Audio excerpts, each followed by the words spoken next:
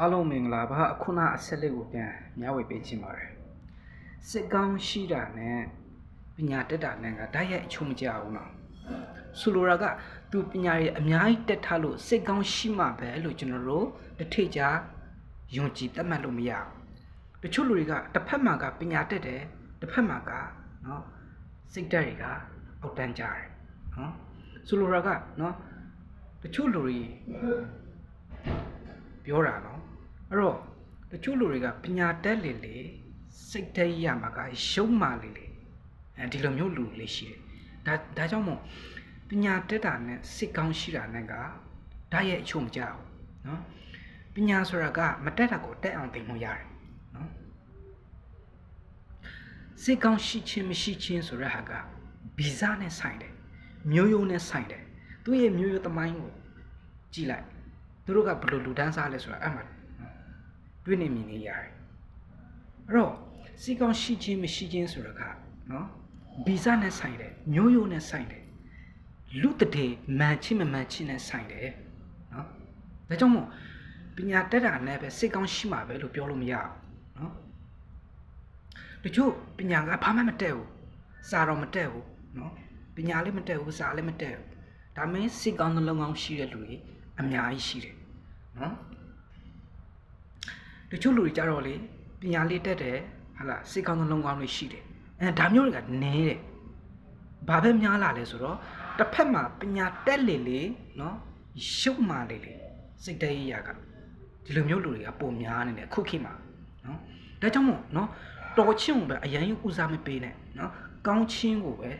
အဓိကထားပြီးတော့မှဦးစားပေးတတ်ဖို့လိုတယ်နော်လူတစ်ယောက်ကစာမတက်လို့ပညာမတက်လို့ဘာမှမဖြစ်သွားဘူးနော်ကျွန်တော်တို့ကတော်လာတဲ့လူတွေဆိုတော့ကောင်းကောင်းသိတယ်တော်မှဆိုလို့ရှိရင်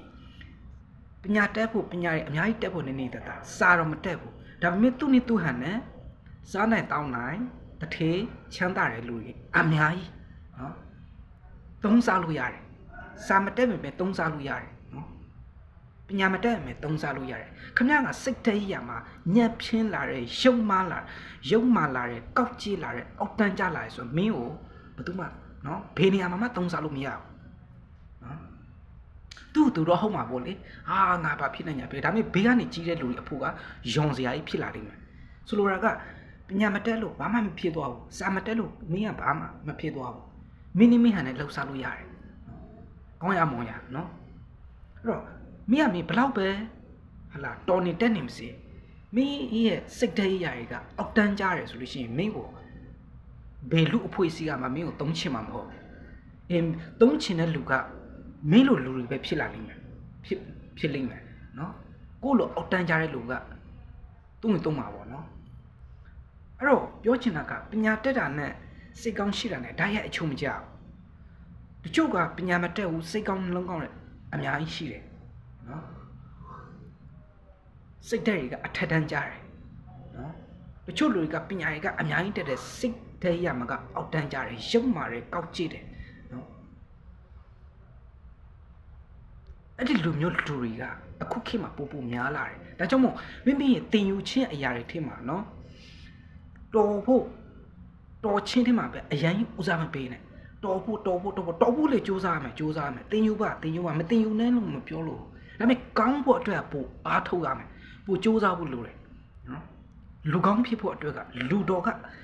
ကဘာကြီးမှာလူတော်ကလိုအပ်ပါတယ်ဒါပေမဲ့လူကောင်းတွေကပိုလိုအပ်တယ်နော်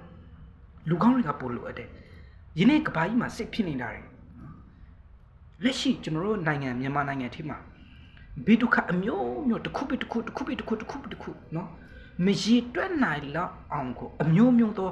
ဘေးဒုက္ခတွေနဲ့ဂျုံဆုံနေရတာတွေဘာကြောင့်လဲနော်စိတ်ကောင်းမရှိကြလို့နော်တောင်ရှိပုဂ္ဂိုလ်တွေမှာစီမလေးစိတ်ကောင်းနှလုံးကောင်းတွေမရှိဘူးနော်လူကောင်းတွေမဟုတ်ဘူးနော်အောက်ကလူလည်းထုံနေ၎င်းပဲနော်စိတ်ကောင်းနှလုံးကောင်းတွေမရှိလို့ကျွန်တော်တို့တစ်ခုဘေးဒုက္ခတွေရောက်နေကြတာနော်ဒါရှင်းလေးပဲနော်ဒါရှင်းလေးပဲ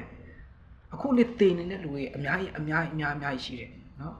ဘေးမှာတကယ်ကိုလူသားဆန်ချင်းဆိုတဲ့စိတ်ထားတွေမွေးပြီးတော့မှဘေးမှာ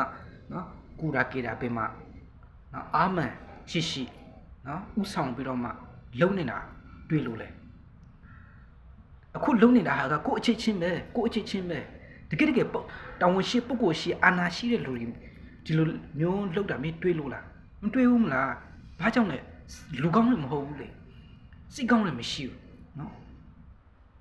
ဒါပဲကျွန်တော်ဆိုလိုတာကနော်ဒါပဲအဲ့တော့နော်ပညာတတ်တာနဲ့စိတ်ကောင်းရှိတာနဲ့ကဓာတ်ရိုက်အချိုးမကြဘူးတော်ဖို့လေစူးစမ်းပါဒါပေမဲ့ကောင်းဖို့ကိုပိုစူးစမ်းပါနော်